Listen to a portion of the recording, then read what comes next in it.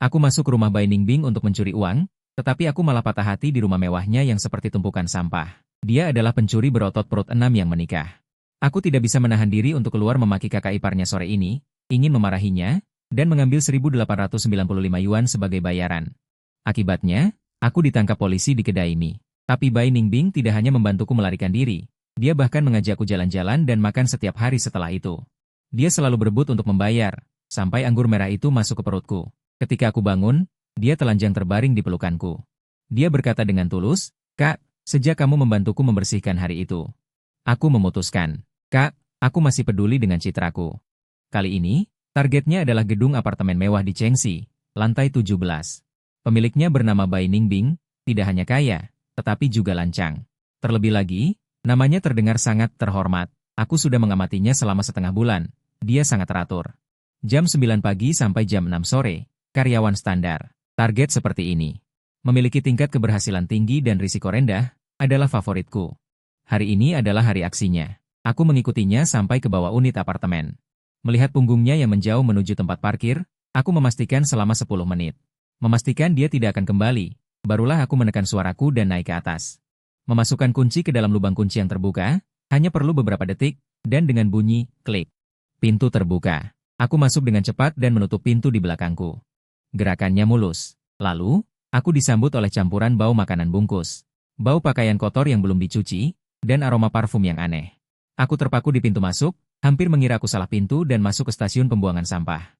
Aku tahu banyak orang muda sekarang rumahnya berantakan, tetapi berantakan seperti ini, aku sudah bertahun-tahun berkecimpung di dunia ini, baru kali ini aku melihatnya. Tumpukan pakaian di sofa.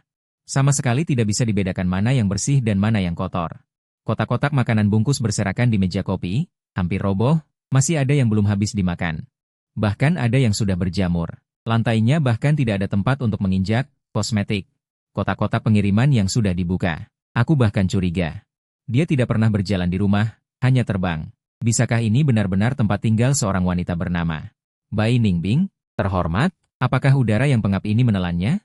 Profesionalisme langsung tergantikan oleh rasa jijik fisiologis, bukan ketakutan. Sifat perfeksionis yang mengakar kuat membuatnya tidak tahan melihat lingkungan yang begitu berantakan. Amarah yang tak terkendali membuncah di hatiku. Rumah sebagus ini, ventilasi silangnya bagus. Desain interiornya berkelas, mengapa dia menyia-nyiakannya menjadi sarang seperti ini? Baiklah, kamu menang. Entah kenapa, aku melepas sarung tangan khusus di tanganku. Taruh dulu di lemari miring yang masih lumayan bersih. Tunggu sebentar. Tempat ini tidak dibereskan, aku bahkan tidak punya tempat untuk menginjakan kaki. Itu akan memalukan profesi kita jika sampai terdengar. Aku meletakkan tas alatku di dekat pintu, menggulung lengan baju, dan mulai bekerja. Aku terus bekerja sampai jam 3:30 sore. Aku, Hikiang, seorang pencuri yang lumayan tampan, dengan 6 otot perut yang terbentuk dari kerja bertahun-tahun.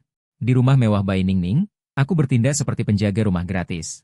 Membuang sampah, mengelap meja, mengepel lantai, memilah-milah pakaian yang terlihat mahal, menggantung yang harus digantung. Menyimpan yang harus disimpan. Piring-piring di wastafel dapur hampir berjamur. Botol-botol kosmetik di meja rias kamar mandi berantakan. Aku terus mengomel sambil bekerja. Pekerjaan ini lebih melelahkan daripada 10 tempat lain. Ketika aku akhirnya mengikat kantong sampah terakhir dan menegakkan punggungku yang sakit. Di luar jendela sudah senja. Melihat ruangan yang sekarang rapi dan bersih, lantai berkilau. Barang-barang tertata rapi, udara dipenuhi aroma segar lemon dari pembersih. Aku menarik napas dalam-dalam. Rasa pencapaian yang absurd muncul. Lelah. Aku benar-benar lelah seperti anjing. Aku berjalan ke kamarnya, ingin mencari barang berharga. Di laci nakas, ada beberapa koin dan uang receh. Aku mengaisnya. Tidak banyak uang tunai, total 1.895 yuan. Memegang uang itu, melihat jariku yang membengkak karena merendam air dan membersihkan, aku merasa sedikit lebih seimbang. Baiklah, ini untuk kerja kerasku. Meskipun imbalan ini sangat tidak sesuai dengan intensitas kerjaku, aku menemukan selembar kertas. Aku menulis pesan dengan gaya yang menurutku cukup keren. Rumah sebagus ini, kamu membuatnya jadi seperti apa?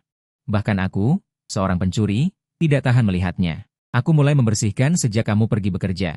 Aku selesai sehari penuh, benar-benar membuatku lelah setengah mati. Uang receh di laci itu. Anggap saja sebagai upahku. Lain kali jika kamu benar-benar tidak punya waktu, ingatlah untuk menyewa pembantu. Aku meletakkan catatan yang penuh dengan keunikan dan kepedulian profesional itu di atas meja kopi yang berkilauan. Aku mengambil 1.895 yuan sebagai upah kerja keras. Sambil memegang tas alatku, Aku meninggalkan medan pertempuran tempat aku berjuang sepanjang hari dengan tubuh dan jiwa yang lelah. Bai Ningbing menyeret tubuhnya yang hampir hancur.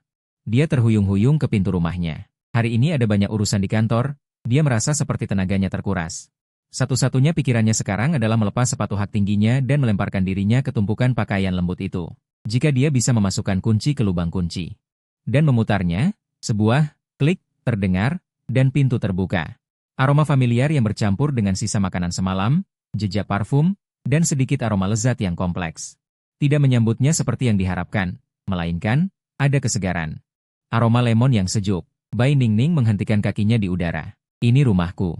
Dia menarik kakinya seolah tersengat listrik, dan mendongak dengan bingung melihat nomor rumah. Benar, ini benar-benar kandang anjing. Bukan. Ini adalah istana Feng Shui milikku.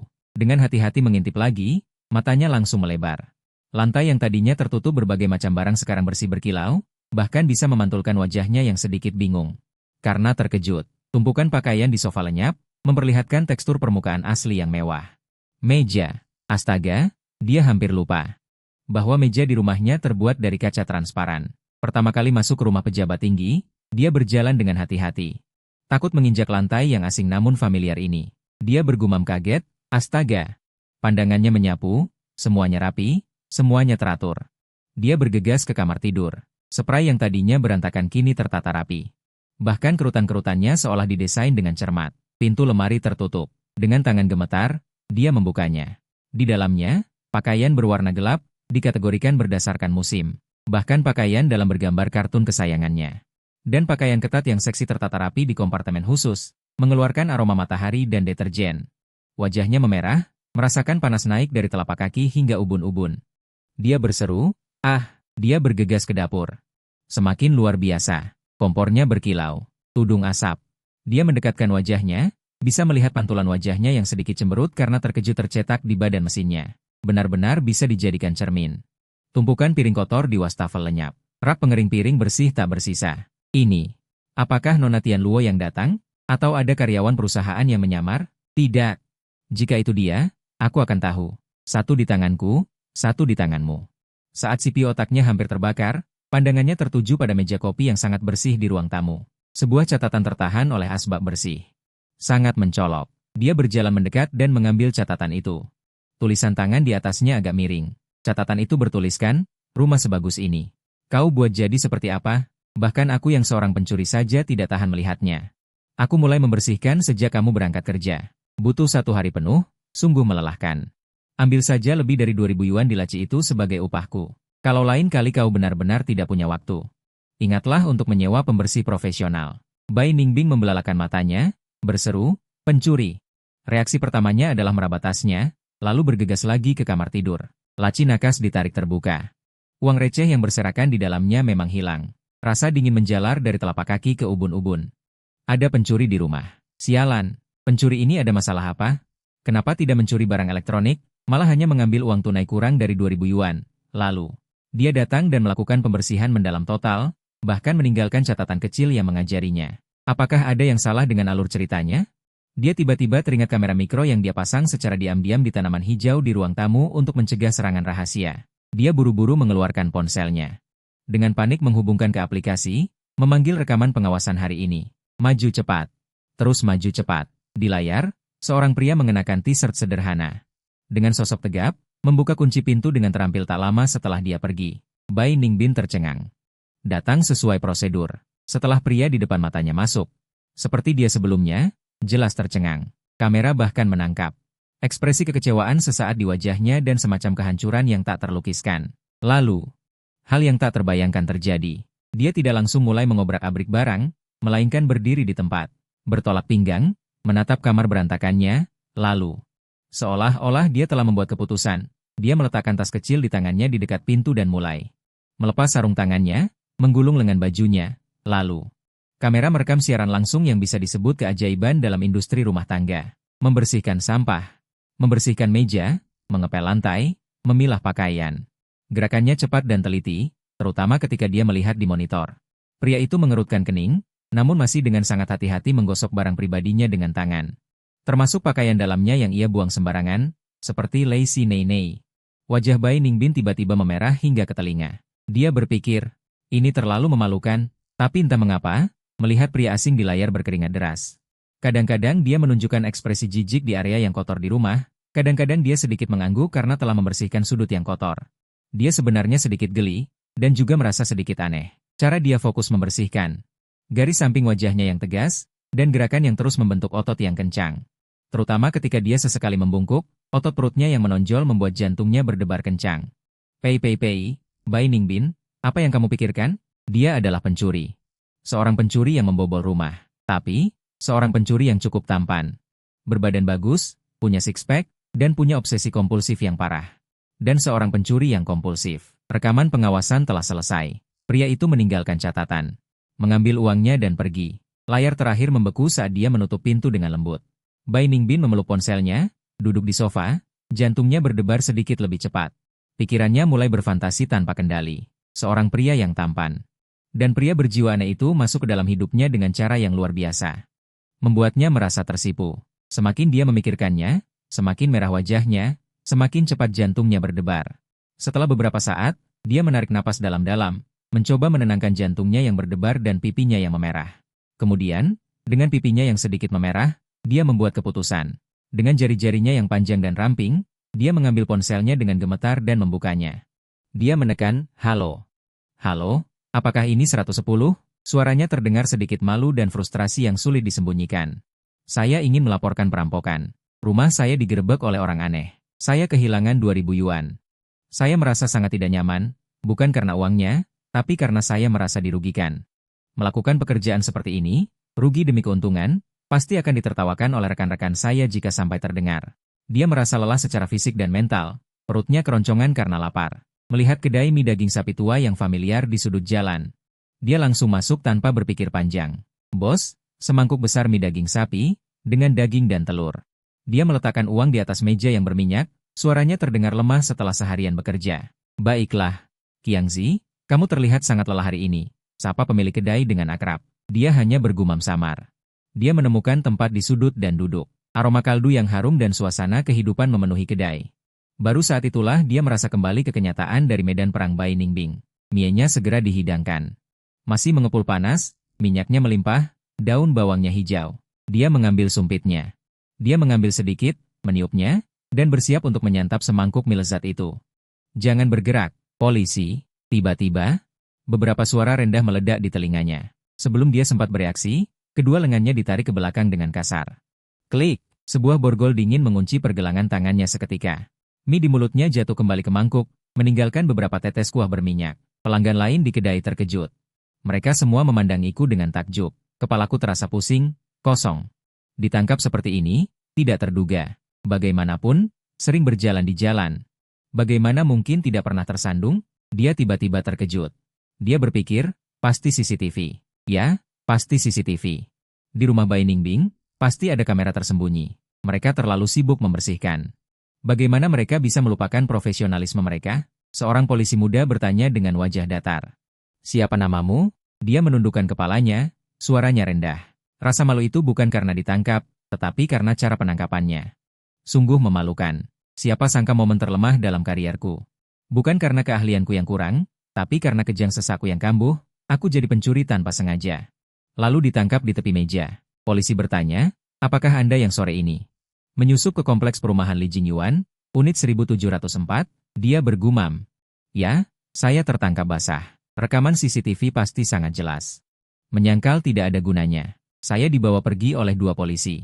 Dari warung makan dan dimasukkan ke mobil polisi. Melalui jendela mobil, saya melihat orang-orang yang menunjuk di luar, dan wajah Centua yang terkejut dan putus asa. Selesai. Ini benar-benar selesai. Pencurian rumah. Meskipun tidak serius, itu cukup merepotkan. Mengapa saya tidak bisa menahan diri untuk tidak membersihkan?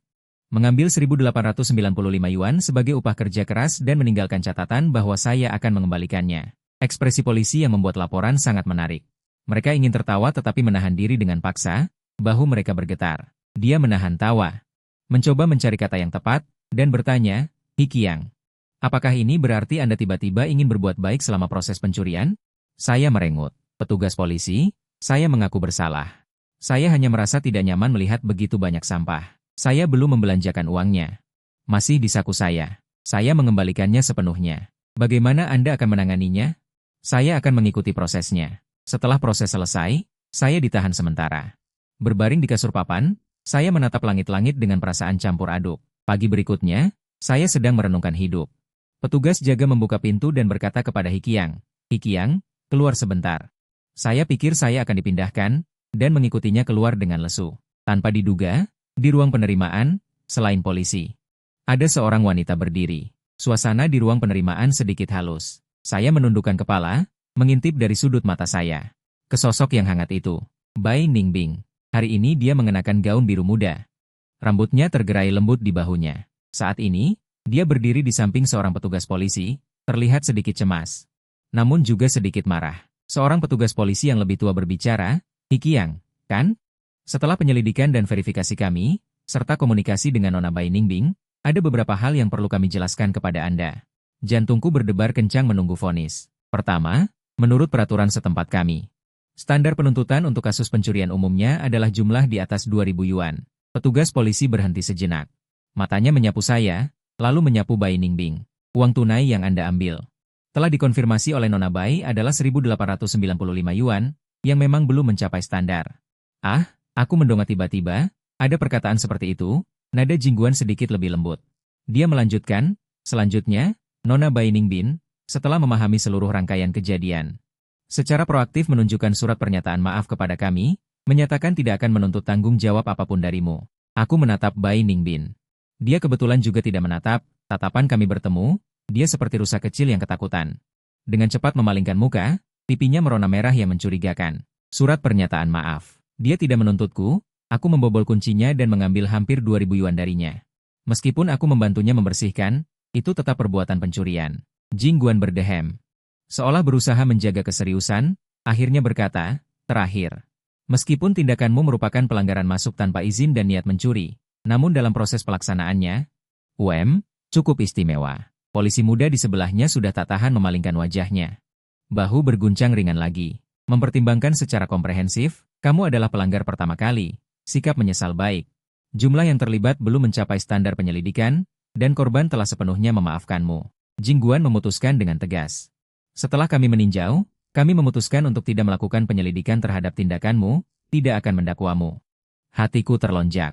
Aku tidak apa-apa. Kebahagiaan luar biasa menghantamku begitu keras. Nada Jingguan berubah, dia berkata, "Namun, hukum bukanlah main-main. Memasuki tempat tinggal orang lain tanpa izin, itu sendiri adalah tindakan ilegal. Mengingat kehususan tindakanmu dan pengaruh potensial terhadap ketertiban sosial." Dia berhenti sejenak di sini, sepertinya tercekik. "Kami memutuskan untuk menjatuhkanmu hukuman penahanan administrasi selama 15 hari, dan memberikan pendidikan hukum yang diperlukan. Kami berharap kamu merenungkan secara mendalam dan menjadi orang yang bermartabat di masa depan." 15 hari penahanan, dibandingkan dengan ancaman hukuman penjara yang mungkin dihadapi. Ini sungguh seperti dijatuhkan dari neraka ke surga. Saya menerima, saya pasti akan merenungkan secara mendalam. Terima kasih pemerintah, terima kasih petugas. Aku mengangguk berulang kali. Batu besar di hatiku akhirnya jatuh. Setelah menyelesaikan prosedur, aku mengikuti petugas jaga keluar, bersiap untuk melapor ke pusat penahanan. Melewati Bai Ningbing, aku tak bisa menahan diri untuk berhenti. Aku menatapnya dengan perasaan campur aduk. Dia berkata kering, "Nona Bai, terima kasih. Mencuri? Mencuri sampai tidak didakwa, dan gratis 15 hari, paket makan, akomodasi, dan pendidikan. Pengalaman saya ini bisa dibilang unik." Bai Ningbing mendongak, rona merah di wajahnya belum memudar. Dia berkata dengan cepat dan pelan, tidak perlu berterima kasih. Seharusnya saya yang berterima kasih karena Anda sudah membersihkan rumah saya. Rumah saya tidak pernah sebersih itu." Suaranya semakin pelan, sampai hampir tak terdengar. Dia terdiam, berpikir, mengapa percakapan ini terasa begitu aneh? Petugas penjara batuk di sampingnya. Aku segera mempercepat langkahku, tetapi hatiku terasa seperti terguncang. Wanita ini, apa yang sebenarnya ada di pikirannya? 15 hari penahanan berlalu begitu saja. Setiap hari, selain belajar hukum dan peraturan, aku merenungkan hidupku. Aku akhirnya mengerti. Jalan pintas ini benar-benar tidak bisa dilalui lagi. Kali ini aku beruntung, siapa tahu lain kali bagaimana. Demi ibuku, aku harus mencari pekerjaan yang layak dan keluar dari pusat penahanan. Sinar matahari agak menyilaukan. Aku menarik napas dalam-dalam udara kebebasan, siap untuk memulai lagi. Namun, saat aku baru saja berbelok di sudut jalan, sebuah mobil putih jenis Jiefang berhenti tanpa suara di sampingku. Kaca jendela turun, memperlihatkan wajah Bai Ningbing yang halus dan sedikit merona. Dia condong ke arahku. Heh, kamu sudah keluar? Aku tercengang di tempat. Hatiku bergejolak. Gadis ini kenapa? Kasusnya sudah selesai. Kenapa dia masih mencariku? Aku bertanya dengan waspada. Nona Bai? Ada apa? Bai Ningbing menggigit bibir bawahnya, seolah mengumpulkan keberanian, dan berkata, itu. Untuk merayakanmu, mendapatkan kembali kebebasanmu. Aku ingin mentraktirmu makan. Anggap saja sebagai ucapan terima kasih karena sudah membantuku bersih-bersih waktu itu. Aku membelalakan mata, hampir mengira aku salah dengar. Korban mengundang pelaku makan. Berterima kasih kepada pelaku karena membantunya membersihkan rumah yang dimasuki secara ilegal. Apa ada yang salah dengan dunia ini? Aku mencoba menolak. Nona Bai, sepertinya tidak pantas. Dulu, Bai Ningbing tiba-tiba meninggikan suaranya, memotongku. Sudahlah masa lalu. Aku sudah memaafkanmu. Katakan saja, maukah kamu memberiku muka? Nadanya sedikit memohon, tetapi matanya penuh harapan. Bahkan ada sedikit ketegasan yang tidak bisa ditolak. Melihatnya seperti itu, entah kenapa aku mengangguk. Baiklah, pintu mobil terbuka dengan bunyi klik.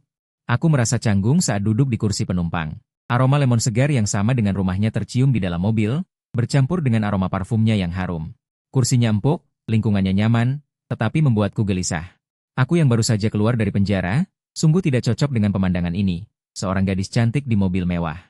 Bai Ningbing juga tampak sedikit gugup, memegang setir erat-erat, fokus mengemudi. Hanya sesekali dia melirikku sekilas dengan sudut matanya. Kami akhirnya berhenti di depan sebuah restoran bergaya yang elegan. Suasananya tenang dan dekorasinya sederhana. Ini benar-benar dunia yang berbeda dari kedai-kedai kecil yang biasa saya kunjungi. Saat memesan, dia hampir tidak melihat harganya, dengan mahir menyebutkan beberapa nama hidangan, lalu mendongak bertanya padaku.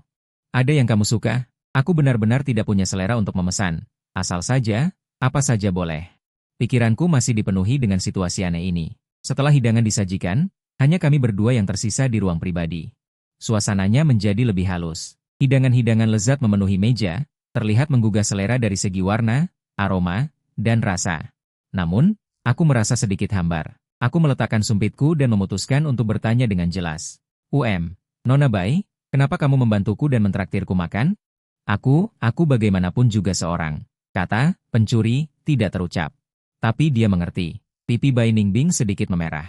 Dia mengaduk-aduk nasi di mangkuknya dengan lembut menggunakan sumpit.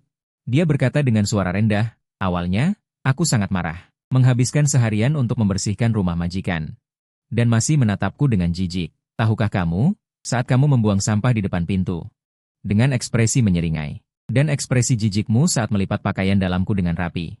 Dan ekspresi seriusmu, betapa lucunya? Wajahku langsung memerah. Dia pasti menonton rekaman pengawas, bahkan detail-detail itu.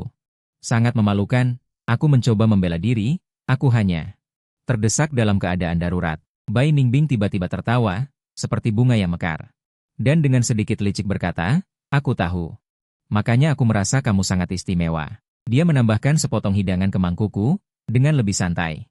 Dia melanjutkan, sebenarnya, aku juga harus berterima kasih padamu. Seluruh kejadian hari itu membuatku merasa hidupku tersinari.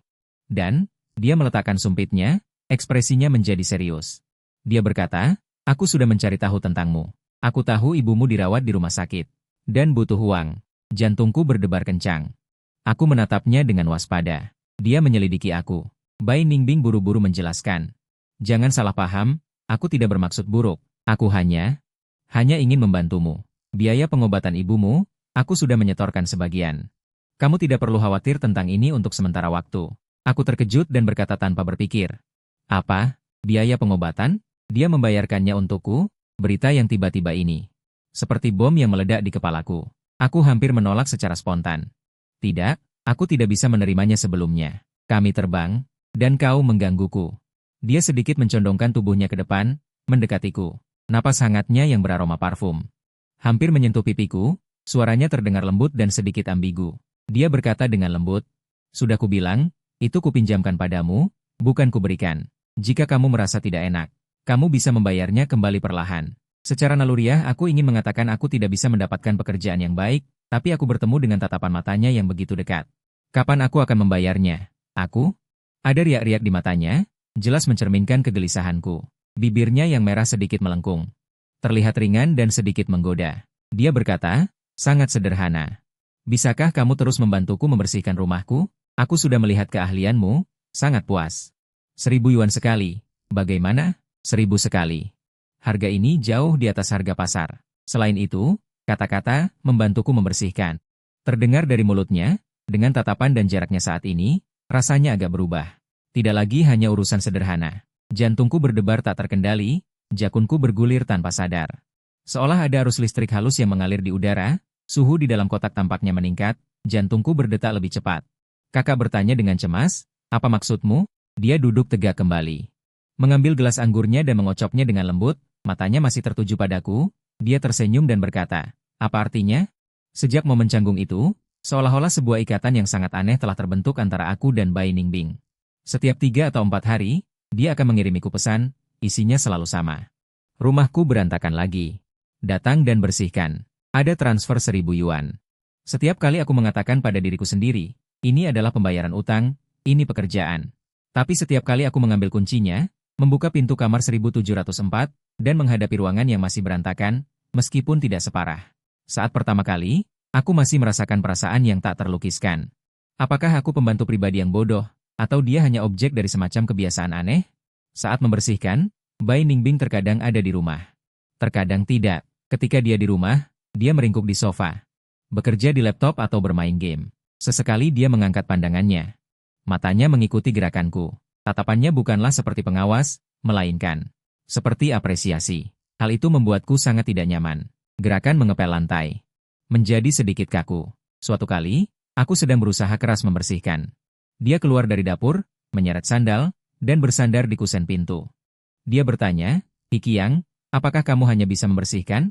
Aku lapar. Aku bosan memesan makanan. Aku bahkan tidak mengangkat kepalaku. Aku menjawab tanpa rasa ingin tahu, jika kamu bosan dengan makanan pesan antar, belajarlah memasak sendiri. Suaranya sedikit merajuk, memohon, aku tidak bisa. Melihatmu bekerja dengan begitu teratur, memasak seharusnya tidak buruk. Tunjukkan keahlianmu. Entah tergerak oleh nada bicaranya atau ingin membuktikan sesuatu, aku entah kenapa meletakkan spatula di tanganku. Aku mencuci tangan dan membuka kulkasnya. Isinya lumayan lengkap. Sepertinya baru saja dibeli. Aku memakai celemek dan bertanya dengan nada kaku. Mau makan apa? Mata Licia langsung berbinar. Dia mendekat seperti anak kecil. Apa saja. Aku akan makan apapun yang kamu buat. Hari itu, aku membuat 3 hidangan dan 1 sup sederhana dari bahan yang ada di kulkas. Iga babi kecap, ikan kukus, brokoli bawang putih, dan sup telur tomat. Semua hidangan rumahan, tetapi tingkat kematangan dan rasanya pas. Saat makanan disajikan. Saat Licia mencicipi iga babi pertama kali, matanya menyipit dan dia mengeluarkan desahan puas. Hikiang, enak sekali. Dia makan dengan rakus. Makan tanpa citra, sambil memuji dengan suara teredam, jauh lebih baik daripada koki bintang 5. Keahlianmu luar biasa. Melihatnya makan dengan lahap.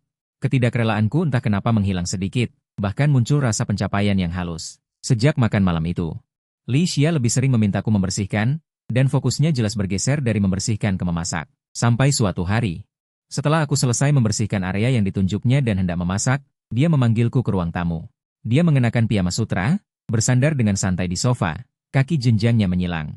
Bawahan piyama tergelincir, memperlihatkan banyak kulit putih halus. Aku tanpa sadar mengalihkan pandangan. Tenggorokanku berdeguk tanpa sadar. Dia berkata dengan suara menggoda. Hikiang, aku ingin membicarakan sesuatu denganmu.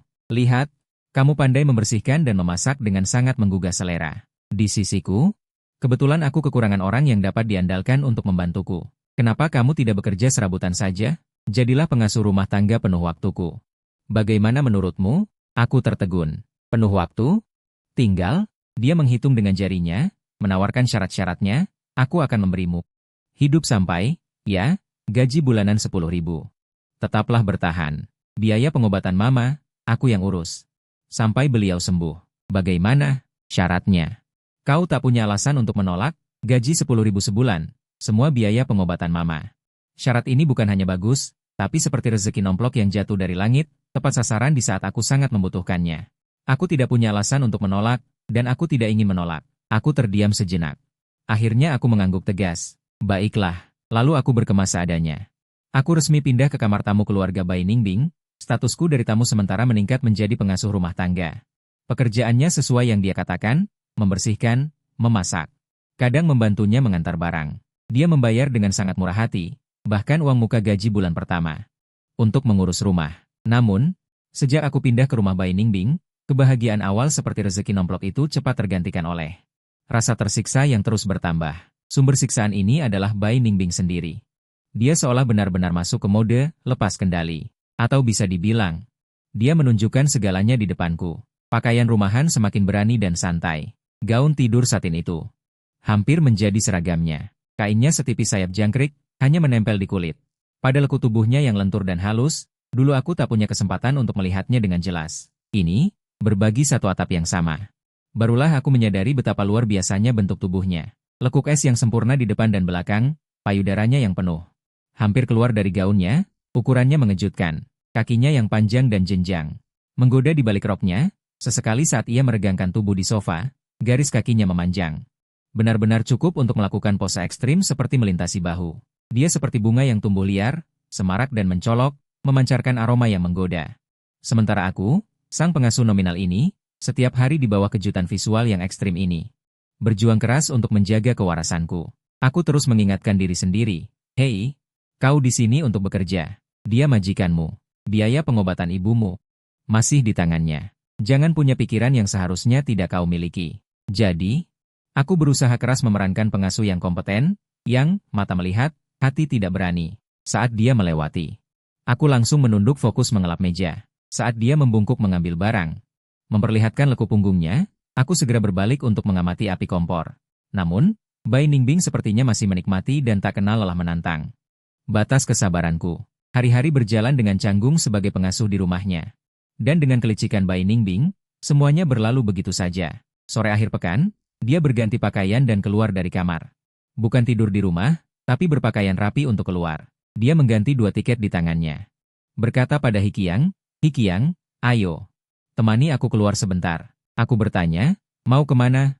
Dia berkata dengan santai, tapi matanya sedikit melayang, "Nonton film. Tiketnya gratis, sayang kalau tidak ditonton." Aku tidak banyak berpikir. Mengikutinya keluar, sampai di bioskop, mengambil tiket. Masuk, mencari tempat duduk, sampai lampu meredup. Baru kusadari, ini adalah film horor. Aku tanpa sadar menoleh ke arah Bai Ningbing di sebelahku. Cahaya layar memantul di wajahnya, berkedip-kedip. Filmnya berjalan sangat cepat.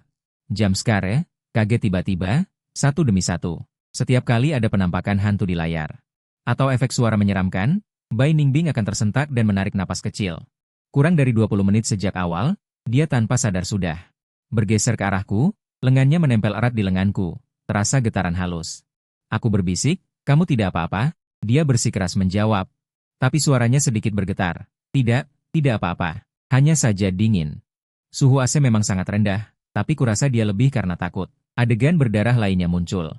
Diiringi teriakan melengking para karakter, Bai Ningbing berteriak kecil dan seluruh tubuhnya merapat ke arahku. Menyandarkan diri ke pelukanku. Aroma wanginya yang menyenangkan. Bercampur dengan manisnya popcorn bioskop, masuk ke hidungku. Tubuhku seketika menegang. Lenganku menggantung di udara, tidak tahu harus meletakkannya di mana. Otakku kosong. Hanya ada suara bergetar dari gadis di pelukanku, sentuhannya sangat jelas. Aku berbisik, "Takut? Kalau takut, jangan nonton." Dia membenamkan wajahnya di dadaku dan berkata pelan, Tidak bisa. Tiketnya sayang kalau terbuang." Tapi dia sama sekali tidak berniat bangkit. Akhirnya, setengah jam film sisanya, dia hampir menontonnya di pelukanku. Aku seperti bantal manusia besar. Tidak berani bergerak, lenganku akhirnya melingkar di belakangnya dengan ragu-ragu, takut menyentuh sesuatu yang seharusnya tidak disentuh. Aku sama sekali tidak memperhatikan jalan cerita film. Semua indraku teralihkan oleh wanita di pelukanku. Rambutnya menggesek daguku. Sedikit menggelitik. Napasnya menerpa kulitku melalui kain. Tubuhnya menempel erat padaku. Ini benar-benar siksaan terindah di dunia. Film selesai, lampu menyala terang. Baru saat itulah dia tersentak keluar dari pelukanku seolah tersengat listrik. Pipinya memerah tak terkira. Dia bangkit lebih dulu, hampir melarikan diri, dan mendesak. "Ayo pergi." Aku menarik napas dalam-dalam, menekan kegelisahan di hatiku. Aku mengikutinya. Suasana canggung dan sunyi di dalam mobil di perjalanan pulang.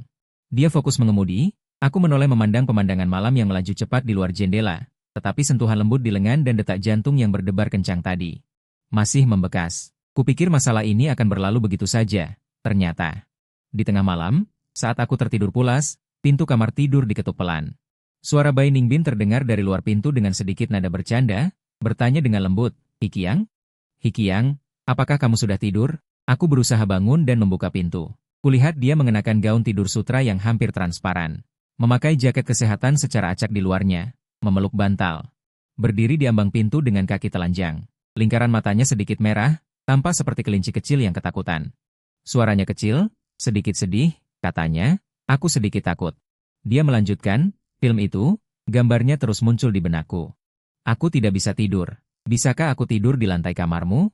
Melihat penampilannya yang menyedihkan, lalu pakaiannya yang hampir tidak memakai apa-apa. Kepalaku pening. Membiarkannya tidur di kamarku, apakah itu pantas? Seorang pria dan wanita, api bersentuhan dengan jerami kering. Tapi dia adalah sponsor. Dia adalah sponsor yang menggajiku, membayarkan biaya pengobatan ibuku. Sekarang dia ketakutan. Dan mengajukan permintaan kecil seperti ini. Aku menarik napas dalam-dalam, berusaha agar suaraku terdengar stabil. Kamu tidur di ranjang saja, aku tidur di lantai. Dia segera menolak. Bagaimana bisa begitu? Aku bersikeras dan mulai mengambil selimut cadangan dari lemari. Tidak ada masalah, kamu adalah pemberi kerja. Mana ada alasan bos tidur di lantai? Dia melihatku membentangkan tikar di lantai, menggigit bibirnya. Dengan tatapan agak rumit. Akhirnya dia berbisik, kalau begitu. Terima kasih. Kemudian dia naik ke ranjangku dengan hati-hati. Aku mematikan lampu utama. Hanya menyisakan lampu tidur yang remang-remang, lalu segera merebahkan diri di lantai, membelakanginya, dan hanya memejamkan mata. Suaranya terdengar dari ranjang, dengan sedikit sengau yang tidak dapat disembunyikan, berkata dengan lembut. Selamat malam, Hikiang. Aku menjawab dengan bergumam. Selamat malam. Keheningan kembali menyelimuti ruangan, hanya terdengar suara napas masing-masing yang halus. Aku bisa mendengar suara gemerisik kain saat dia bergeser di ranjang. Di malam yang sunyi ini, suara itu terdengar membesar tak terbatas. Entah berapa lama, akhirnya aku tertidur lelap karena kelelahan fisik dan ketegangan mental.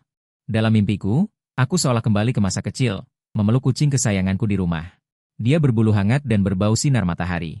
Dia menemukan posisi yang nyaman dalam pelukanku dan mengeluarkan suara dengkuran puas. Aku mengeratkan lengan, memeluk kehangatan dan kelembutan itu lebih erat, pipiku menggesek kepalanya yang lembut. Rasa aman dan puas yang belum pernah ada sebelumnya menyelimutiku. Mimpi ini sangat indah. Sejak malam itu kami tidur bersama, hubungan antara aku dan Bai Ningbin menjadi lebih halus. Dia tampaknya menemukan kesenangan baru. Di akhir pekan, aku sering mengajaknya keluar. Pengalaman musik tidak bisa selalu di rumah, tapi setiap kali terasa sedikit ambigu. Pameran seni cahaya, dia akan mengenakan rok lipit. Saat aku membungkuk untuk membaca penjelasan pameran dengan hati-hati, dia membungkuk dengan tepat untuk pergi ke toko barang mewah yang baru dibuka. Saat dia mengenakan gaun mahal itu, dia selalu menariknya sedikit dan bertanya padaku dengan mata berkedip. Hikiang, apakah yang ini terlihat bagus? Yang paling mengerikan adalah saat itu kami pergi ke kolam renang. Dia mengaku dirinya bebek keringat dan bersikeras agar aku mengajarinya berenang. Ketika aku mengenakan celana renang, melihatnya keluar dari ruang ganti, napasku seolah berhenti. Dia memilih bukan baju renang terusan yang konservatif, melainkan bikini hitam yang sangat seksi, lalu dengan sedikit canggung berjalan ke tepi kolam. Dia memiliki sedikit rasa malu dan ketergantungan yang tepat di wajahnya.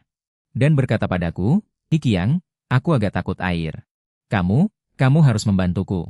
Setelah masuk ke air, proses mengajar bahkan lebih menyiksa. Aku harus mengulurkan tangan untuk menahan pinggangnya dan membantunya menjaga keseimbangan.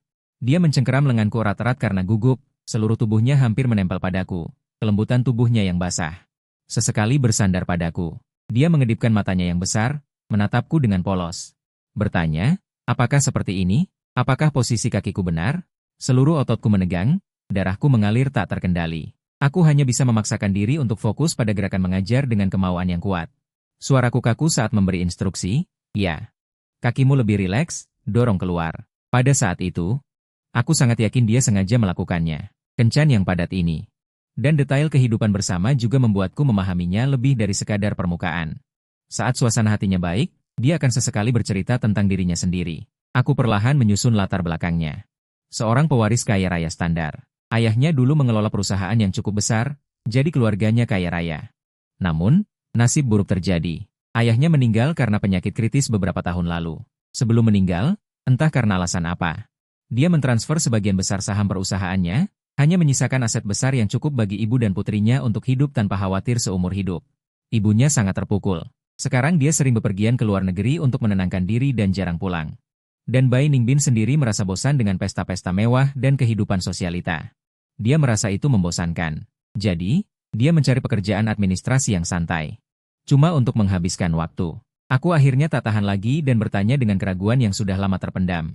Kenapa kakak tidak menyewa pembantu rumah tangga atau pengasuh sebelumnya? Mengingat kondisi keluarganya. Menyewa staf kebersihan profesional pasti mudah saja. Kenapa membuat rumah berantakan seperti itu? Dan kenapa malah memanggil aku yang hanya pencuri paruh waktu? Mendengar pertanyaan ini, Bai Ningbin sedang menata bunga di vas. Bunga lili yang baru kubeli. Gerakan tangannya terhenti. Dia menoleh. Dan tersenyum padaku. Senyumannya agak rumit, sedikit malu. Dan sedikit ada makna yang sulit diungkapkan. Dia berkata dengan ringan, matanya berkeliling di wajahku. Namun pada akhirnya tidak memberikan penjelasan yang sebenarnya. Siapa yang di luar bisa sedekat Dek? Hari-hari berlalu di bawah perawatanku yang seperti pengasuh, dan kehangatan yang terus meningkat dari Bai Ningbin, sampai hari ulang tahunku. Aku sendiri hampir lupa tanggalnya. Pagi-pagi sekali, aku menerima pesan ucapan selamat dari Mama. Saat hatiku sedikit melankolis. Bai Ningbin mendekat dengan misterius. Kakak, cuacanya sangat bagus hari ini. Jangan hanya berdiam diri di rumah, temani aku jalan-jalan. Aku belum sempat menjawab. Dia sudah menarikku keluar. Dan kami pergi seharian. Dia sepertinya sudah merencanakan semuanya dengan sempurna.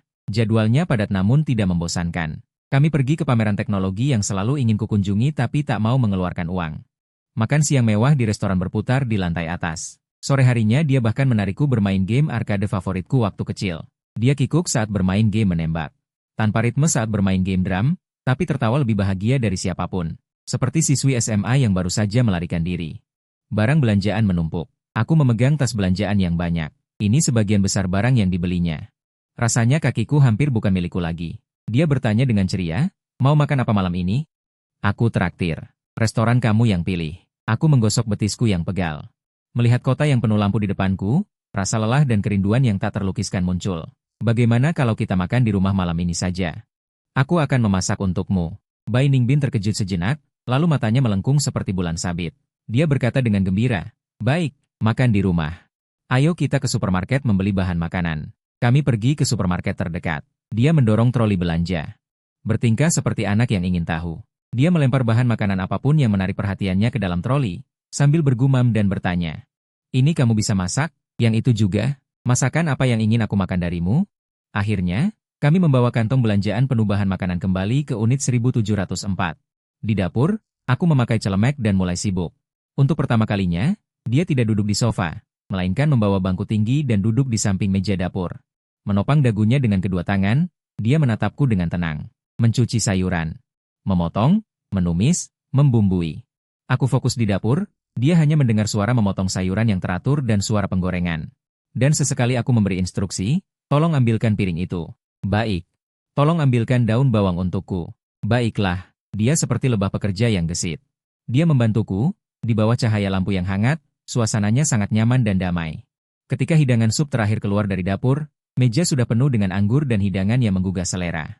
Daging babi merah kecoklatan berkilau, sup ayam segar tercium aromanya, dan sayuran hijau pucat seperti giok. Sebuah pesta kecil yang luar biasa. Bai Ningbin entah dari mana mengeluarkan sebotol anggur merah yang terlihat mahal. Dia membukanya dengan mahir dan menuangkannya ke dalam gelas. Dia tersenyum dan menuangkan anggur untukku. Kemudian dia mengisi gelasnya sendiri dan berkata dengan lembut, kau sudah bekerja keras. Chef, melihat semua hidangan di atas meja, dan dia yang tersenyum di seberangku. Hatiku terasa sangat lembut. Perasaan seperti di rumah ini, sudah lama tidak kurasakan. Namun, saat aku mengambil sumpit, siap mencicipi pesta ulang tahun istimewa ini. Bai Ningbin menahan tanganku. Tunggu sebentar. Matanya berbinar dengan antisipasi. Masih ada bagian terpenting. Hadiah ulang tahun. Aku terdiam. Hari ini sudah yang itu tidak dihitung. Tanyaku dengan bingung. Dia memotongku, berdiri dan menarikku untuk duduk di sofa ruang tamu. Dengan nada yang tidak dapat ditolak, duduk di sini, tutup matamu.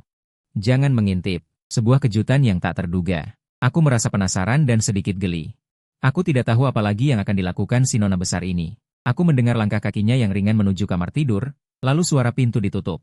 Waktu berlalu, ruang tamu begitu sunyi hingga aku bisa mendengar detak jantungku sendiri. Apa yang dia lakukan?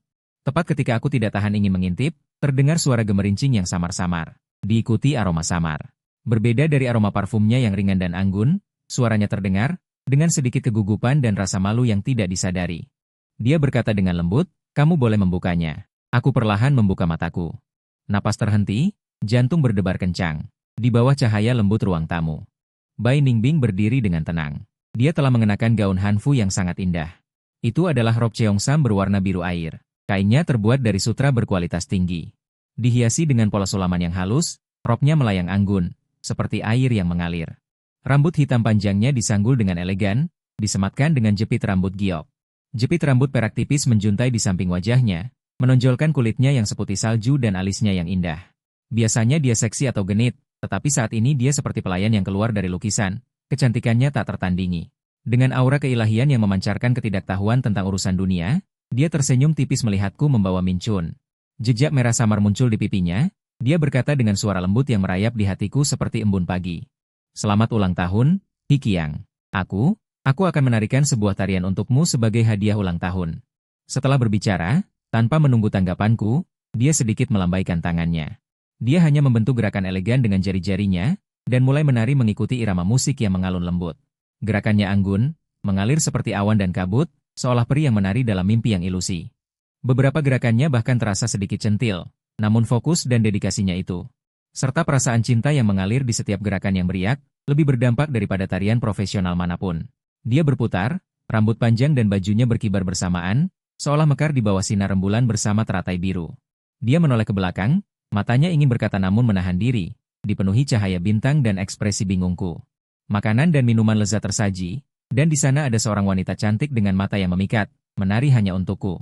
Pada saat ini, pencuri, pengasuh, pemilik lembah, semua batasan identitas menjadi kabur. Aku bersandar di sofa, menyaksikan pemandangan yang bagaikan mimpi ini, merasakan ilusi yang luar biasa kuat namun terasa tidak nyata. Aku, Hikiang, apa pantas aku menerima kenikmatan layaknya seorang kaisar, dan selir bangsawan yang cantik ini? Pandangannya, dari awal hingga akhir, hanya tertuju padaku seorang. Tarian berakhir dengan sedikit membungkuk dan tatapan matanya yang mempesona. Ruang tamu kembali hening. Hanya tersisa napas kami yang sedikit terengah-engah, dan perasaan cinta yang tak terucapkan namun telah menyebar luas. Dia berdiri di sana dengan pipi merona. Dada sedikit naik turun, menatapku dengan berani dan sedikit ragu, lalu bertanya dengan lembut. Hikiang, apakah kamu menyukainya? Melihat wanita di depanku yang bagaikan peri yang turun ke bumi, matanya berbinar menatapku. Jantungku berdebar kencang di dadaku. Suaraku serak, namun dipenuhi keseriusan dan kehangatan yang belum pernah ada sebelumnya. Dengan tegas aku menjawab, suka, sangat suka. Mata Bai Ningbing langsung berbinar, seolah dipenuhi ribuan bintang. Dia tersenyum manis.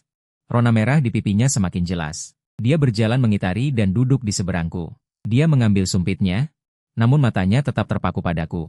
Dia berkata dengan lembut, ayo kita makan. Cicipi keahlian kokihi kita. Aku mengambil gelas anggur dan mengadunya ringan dengannya. Aku berkata, oke, ayo makan. Suara dentingan yang jernih itu seolah menjadi sinyal, memulai malam yang ditakdirkan tidak biasa ini. Makanannya sangat lezat. Aku mengerahkan seluruh pikiranku, setiap hidangan adalah masakan andalanku. Sambil makan, kami mengobrol tentang keseruan pameran hari ini dan bermain game, suasana santai dan menyenangkan. Dia terus saja minum, matanya yang indah beriak seperti bara api yang menari di bawah cahaya dan anggur. Anggur merah di bibirku, dengan aroma kayu buah. Aku selalu punya toleransi alkohol yang tinggi. Biasanya minum 1 atau 2 jin arak putih pun tidak masalah.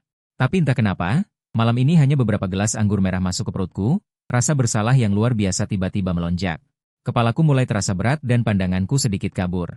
Wajah Bai Ningbing yang tersenyum di seberangku tampak diselimuti lapisan cahaya lembut, membuatnya semakin indah dan tidak nyata.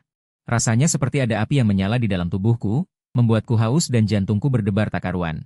Aku menggelengkan kepala, berusaha tetap sadar, tetapi pusing itu semakin kuat. Suara Bai Ningbing terdengar penuh perhatian, mendekat. Napas hangatnya berembus di telingaku. Dia bertanya dengan lembut, ada apa, Hikiang? Apa kamu minum terlalu banyak? Aku mendongak menatapnya, bertemu dengan tatapan matanya yang langsung. Di matanya, warna licik dan rasa puas yang tadi sudah memudar, digantikan oleh kesenangan yang terasa seperti kemenangan. Semakin kuat nafsu yang membayangi, seperti anak kucing yang mencuri ikan, ada sesuatu yang tidak beres. Ketegangan melesat di hatiku, ini pasti ada masalah. Pikiran itu melintas di benakku yang kacau, secepat kilat. Tapi sudah terlambat. Rasa lemah yang kuat melanda tubuhku. Aku mencoba berdiri. Tapi hanya bergoyang sia-sia. Lengan tidak bisa diangkat. Aku terbatuk sulit, mengucapkan satu kata. Suaraku lemah, pandanganku berputar. Tepat sebelum kehilangan kesadaran sepenuhnya. Dalam pandanganku yang kabur, aku melihat Bai Ningbing berdiri. Di wajahnya ada ekspresi campuran antara licik dan kepastian kemenangan. Dia mengulurkan tangan ke pinggangnya, membuka gesper gaun Cheongsam yang indah. Jubah biru muda itu meluncur ke bawah seperti kelopak bunga, memperlihatkan Cheongsam yang lebih terang di dalamnya. Kulitnya yang halus dan lembut memancarkan cahaya lembut di bawah lampu. Dia membungkuk lebih dekat, jepit rambut gioknya bergoyang lembut, jari-jarinya yang beraroma harum menyentuh dahiku yang panas. Dia menatapku dengan lembut, suaranya bergema di telingaku. Terakhir yang terlihat adalah senyum licik di sudut bibirnya, penuh pesona tapi juga menggoda. Kesadaranku tenggelam dalam kegelapan. Aku tidak tahu berapa lama sebelum aku bangun lagi. Saat aku bangun, aku dibangunkan oleh sinar matahari yang menyilaukan di luar jendela. Kepala terasa sakit luar biasa. Aku mengerutkan kening dan membuka mata. Pandanganku yang kabur perlahan fokus, dan aku melihat langit-langit kristal yang asing. Di bawahku adalah tempat tidur yang sangat empuk. Ini bukan kamar tamu tempatku tidur. Tiba-tiba aku menyadari sesuatu. Aku berbalik dengan kaget. Bai Ningbing terbaring di sampingku, tertidur lelap. Rambut hitam panjangnya terurai seperti rumput laut di bantal, bulu matanya yang panjang terlipat rapi, dan tangannya meluncur ke pinggangnya. Terungkap jelas ujungnya yang bulat dan tulang selangka yang halus, dadaku serasa meledak. Tubuhku menegang seketika, napasku terhenti. Kubuka sedikit selimut dengan hati-hati. Aku juga telanjang bulat. Pecahan ingatan semalam berputar gila-gilaan di kepalaku. Sentuhan-sentuhan anehnya, kenikmatan yang tak biasa. Dan segalanya yang samar namun panas di kegelapan. Aku merasa kalut. Tepat saat itu, orang di sampingku mendengus pelan, lalu berbalik perlahan. Bertemu dengan tatapanku yang terkejut dan bingung. Awalnya dia terdiam, lalu pipinya memerah dengan cepat. Dia secara naluriah menarik selimut lebih tinggi, menutupi dagunya. Matanya yang lembab menatapku dengan cemas. Di matanya ada rasa malu, kebingungan, dan sedikit keraguan yang sulit dikenali. Tenggorokanku kering. Dia bertanya dengan suara serak, "Kamu, kita?" Dia menggigit bibirnya pelan, lalu seolah mengumpulkan keberanian, dia tiba-tiba mendekat. Bibirnya yang lembut menyentuh bibirku, mengecup dengan cepat, lalu menarik diri. Dia menenggelamkan wajahnya yang memerah ke dalam selimut, suaranya teredam, bergetar karena tekad. "Kak, sejak kakak membantuku bersih-bersih hari itu, aku sudah memutuskan. Aku akan bertanggung jawab seumur hidup.